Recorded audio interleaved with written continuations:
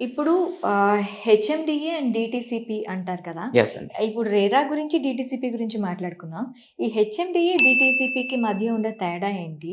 రేపొద్దున్న రిజిస్ట్రేషన్స్ చేసుకున్న ల్యాండ్స్‌కి ఏమైనా ప్రాబ్లమ్ అవుతుందా? నో అండి. ఇప్పుడు హెచ్ఎండిఏ గానివ్వండి, డీటీసీపీ గానివ్వండి హ్మ్. Same layouts. హ్మ్. హెచ్ఎండిఏ అనేది మెట్రోపాలిటన్ లోపలికొచ్చేది. అంటే ఇంతకుముందు HMDA limits Hyderabad main point అంటే 0 కిలోమీటర్స్ నాంపల్లి నుంచి కాలిక్యులేట్ చేస్తాం. ఇక్కడ అసెంబ్లీ నుంచి. హ్మ్. సో, ఇక్కడి నుంచి 45 కిలోమీటర్ల రేడియస్‌లో ఉన్నటువంటి ల్యాండ్ అంతా హెచ్ఎండిఏ లిమిట్స్‌లోకొచ్చేది.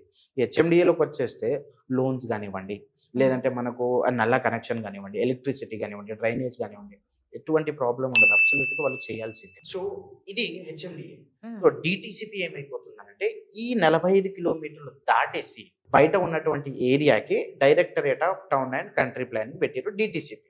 హ్మ్. ఈ డీటీసీపీలో కూడా దేర్ ఈస్ నో రిస్క్ అండి.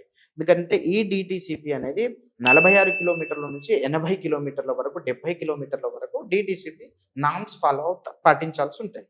కానీ గ్రేట్ థింగ్ ఏంటనంటే మొన్న రీసెంట్‌గా 3, 4 మంత్స్ బ్యాకే మన తెలంగాణ గవర్నమెంట్ అనౌన్స్ చేసిన జియో ఏంటనంటే అప్ టు హ్మ్. 80 కిలోమీటర్స్ వరకి హెచ్ఎండిఏ నార్మ్స్‌ను హ్మ్. పెంచేసి ఉత్తర్వులు జారీ చేసి. సో, ఇప్పుడు హైదరాబాద్ నుంచి 80 కిలోమీటర్ల వరకు ఎక్కడ ఇన్వెస్ట్ చేసినా that venture comes under HMDA limits నిశ్చింతగా తీసుకోవచ్చు. ఓకే. ఒకవేళ ఆ హెచ్ఎండిఏ 80 కిలోమీటర్లు దాటిన తర్వాత గనుక ఆ ప్లాట్ తీసుకోవాలి అనుకుంటే that is DTCP comes under DTCP. డీటీసీపీలో కూడా మీరు రెరా చెక్ చేసుకొని తీసుకుంటే ఎలాంటి నష్టాలు ఉండవు.